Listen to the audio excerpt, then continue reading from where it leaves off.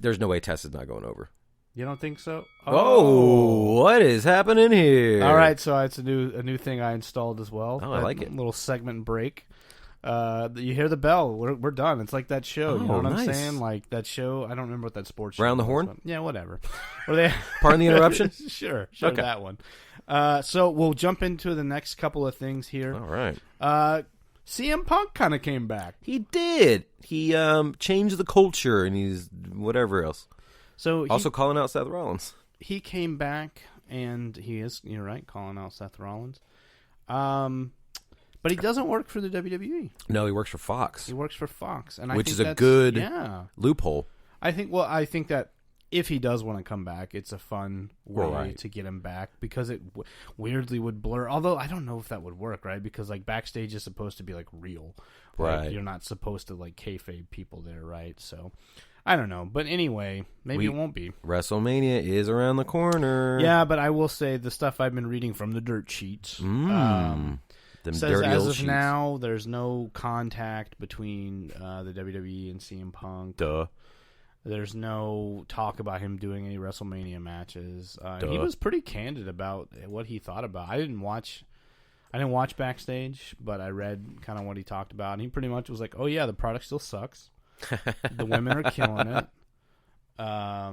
Which I'm sure his wife kind of wishes she was back, so that she could be a part of it. That, but I did hear that they were talking about, well, CM Punk's gonna come back. Maybe we should get AJ Lee back too, which I would be fine with. I mean, if think either AJ one of Lee them would be want great. to, go ahead. If they don't, I completely understand. I think Punk likes not being. I think Punk likes being like the puppet master right now. Yeah. He kind of gets to do whatever he wants, Uh-huh. and he actually said that. He said, "Is it a point in his life where he gets to decide who he gets to work, who he wants to work with?" Exactly. He has no. Pretty cool. Yeah. If I was in Punk's shoes, I would do the exact same thing. But he is also 41. Mm-hmm. He has wrestled for a long time, so it's not like he's got a lot. He's not going to be here for the rest of his life. You know? Like these are. If he comes back, like this will be kind of his last hurrah, I imagine. Right. Which some people would be like, "Oh, well, AJ Styles he's 42 and he's still like, yeah, but he's been consistently wrestling for what 20 years now at least." Yeah. But Punk took that time away. He went and actually trained to be an MMA fighter, which is very hard on your body. Lost twice. He did lose twice. His second showing was a lot better. Yes. But then he got his butt kicked in those fights. He did. So his body took some punishment on that. Mm-hmm. And that's like legit, like, whew, although those are more like blunt impacts and stuff like that. Right. Your body can I think wrestling in some aspects is like tougher on your body than an actual, like, yes, like, can you break someone's leg in MMA? Absolutely. Right, of course. You know what else you can do in wrestling? I don't know, like, fuck up your back and never walk again. Uh-huh. Like, yeah, can you do could that in cripple MMA? yourself. Absolutely, but like, it's more likely in the WWE because, or any sort of professional wrestling, because inherently that's just the kind of business it is. Anyway, we got off topic there. I have no idea how that happened. But if he does come back, he's going to do maybe onesies, twosies, if that. He'll come back for that like big old money to be like, yo, I'm here to pop a rating. WrestleMania money. And be like a main event attraction. I'm not here to wrestle fucking house shows in Arlington, Texas. Fuck no. All right, that's freaking Bobby Roode's job. That's all he does. Although, both tonight and tomorrow night, they are in Chicago. Just saying. Yeah. I read some rumors. But there's always Not going to be rumors rumors, when he goes to Chicago. So, I told I was talking to my wife about it. I said, I'm pretty sure the fans of Chicago should just be ready to be disappointed when CM Punk doesn't show up. I was like, because I don't think we're there yet. No. Although it would be freaking wild. Have they named the fifth or the last member of the NXT team? That is a fair question. If they didn't, finding, what if it was CM Punk? Nah, it still says TBA. Wouldn't that be wild? He's like, I led NXT once, kind of. Yep. When they were the Nexus. I'll do it again. yes. Check out this fucking armband. Pipe bomb. Yeah, he comes out, puts the armband on, checks his watch. It's clobbering time. That would be crazy, and I think the whole world would pop for that. Like that would almost like instantaneously change like the course of the NXT. Mm-hmm. Oh my god, isn't that crazy? Like I had thought that CM Punk could have that kind of effect in AEW. Wow, But yeah. he could almost have the same effect in NXT, right? Like Yep. if he showed up in NXT and was just like, I'm ready to fuck, this is where it's at right here. Like, whew, that would blow my mind. Then you get maybe matches like him and Ciampa, Him and Adam Cole. Balor. Oh, yeah, him and Cole. Him and Keith Lee. Ooh. Him and Matt Riddle. Yep. It would be such a fun time in NXT. I don't think that'll happen. No, neither do I. I think they're not going to pay him $25 million to be in NXT, right? Like, that's just not what they're going to do, you know? Like, so anyway, I don't think that'll happen. Plus, who's to say he's not going to only do it once and then not be back again until, again, maybe WrestleMania time? He'll be the Brock Lesnar of the NXT. Yes. Like, he will come in and, like, do the takeovers before the Big Four, and that's pretty much all he's going to do. That's all he needs to do. That's all he would need to do. And then just be a backstage guy. So, I guess we could kind of get into the main event of the evening. There's a lot of fun stuff. I'm sorry. Of the evening. I wasn't ready for that. Oh, no, you're fine. I mean, I could talk about Ring of Honor, but there's no real reason to. No, Ring of Honor. They're kind of fucking things up right now. They canceled their Dallas shows. All the Texas shows. So, you showed me the... Yeah, so I was looking at the seating, and there was maybe 10 seats sold the entire time, and that was like a week before. And so they canceled all the Texas shows, and I have seen the tickets for Impact, and they are selling very quickly. That's just goes to tell you that, like, it's not necessarily wrestling, it's the brand that, like, is having a problem right now. They did lose all of their main stars at AEW. They did, and they're in a regenerating period, but they're also they're not doing it well. No, I mean, you also got Joey Mercury blowing them up on Twitter about how shitty they are backstage. Klein was like, I got fired.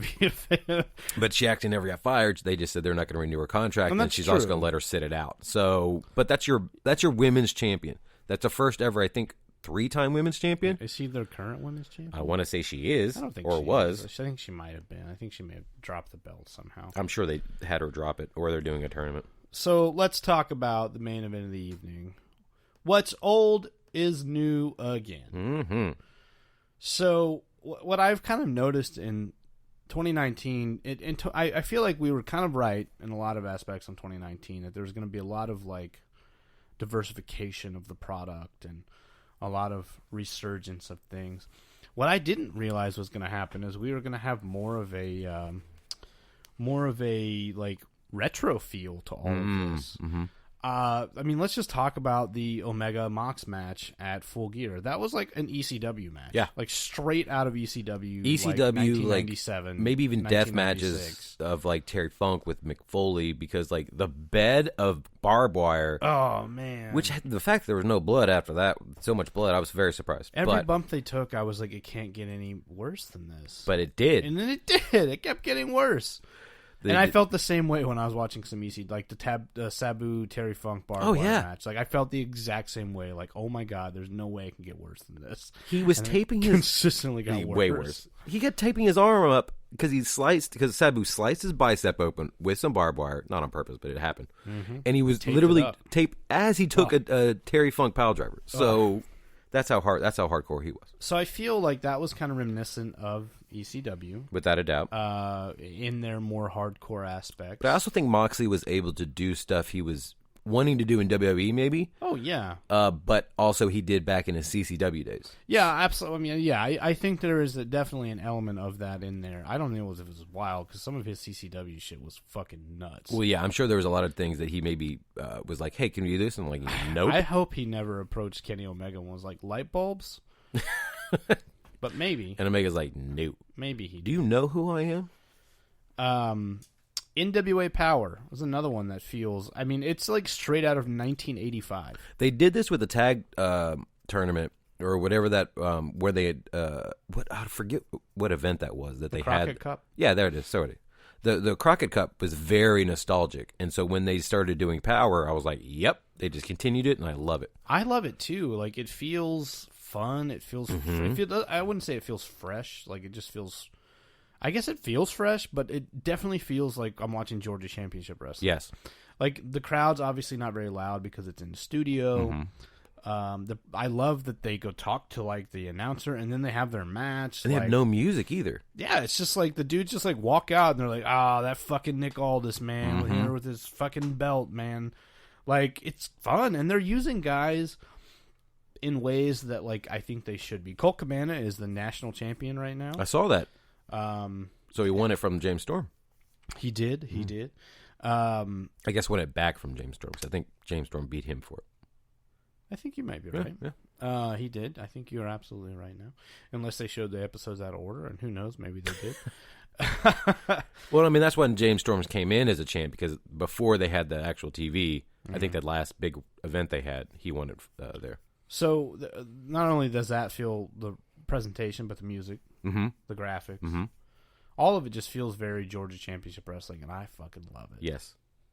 There's like, it's so that we're at the age now where like we grew up watching wrestling, and so like, I mean, Billy Corgan's what, like maybe 10 years older than we are. Yeah, So and he was definitely like, if he liked wrestling, he was watching this kind of wrestling Exactly. whenever he was a kid. And so that's why you had Jim Cornette as the announcer. That's why you had the interview guy on the side doing all the interviews. Like, that's just fantastic, and just putting all the stuff that you grew up watching. So like, you know, you have a child, so other people our age have children. And they're like, hey, this is exactly how I watched it when I was a kid, and so now you could watch it. Yeah. I said, like, this is how like people grew up watching, and I was like, and I think it's interesting that you're seeing, like, the ECW was like a late 90s thing, like for attitude people, right? Right. For teenagers and that were growing up, and kids, I guess, because there were kids that like watched wrestling in the Attitude Era. But like, I didn't really watch Georgia Championship Wrestling as a child. I was too young to watch Georgia Championship Wrestling. I didn't get into WCW until like 1990, and they had kind of moved away from some of this. Some of this was still like with WCW Saturday Night, but like, Oh yeah. they'd moved away from the studio aspect, and most of it was done in arenas, so it felt different. But ECW, like the Mox, Omega match, that's right out of the Attitude Era. Yeah, without a doubt. So speaking of kind of sticking along lines with ECW, MLW, I kind of feel like has some ECW aspects to it. I remember you talking to me about the show, which I had not seen before, and so I started watching. And you mentioned that like the way they do their backstage interviews and segments and stuff is very ECW-esque, and it very much is. I feel like these guys are almost in Paulie's basement, Right? doing Yes. these. They just changed the background. Yes, they got a little bit better equipment. Not too much better. No, just a little bit better. And the technology's better, so that they're able to make a better looking show. But like, it feels like ECW from like 95, 96. Like, it feels like they have a lot of these like elements, like older stars or stars that weren't necessarily used correctly at the bigger, like Simon Gotch. I fucking love Simon Gotch in MLW. I fucking hated him in WWE. I didn't really give a shit after him and the Vaudevillians broke up or whatever. Right. But like on his like with Contra Unit, I'm in, man. You sold All day. me. I'm totally into it. Austin Aries is there. LA Park is there. They have a lot of cool like factions. Like ECW always had a lot of cool teams and factions, like the Dudley Boys, Triple Threat. and, like, Triple Threat. They have Contra Unit, the Hart Foundation, the Dynasty. And if you would have told me that Teddy Hart, Davey Boy Smith, And Brian Pillman Jr.? Brian Pillman Jr. were going to be a tag team called the Hart Foundation. I would be like, where in WWF is this happening? Right, and it's not. And Not I at all. love it. Yeah. I love the Hart Foundation in MLW. I love watching Brian Pillman Jr.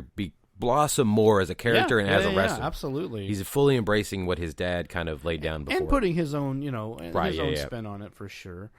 But they have all the elements that ECW kind of had during that time frame. They have hardcore, Right. like with that Mance Ryder guy, with Jimmy Havoc. They have some throwbacks to pro wrestling history, like with the Von Erichs. They had the War Games at one point. Now they have, the what they call it, Battle. whatever that event we went to, but I can't remember it now.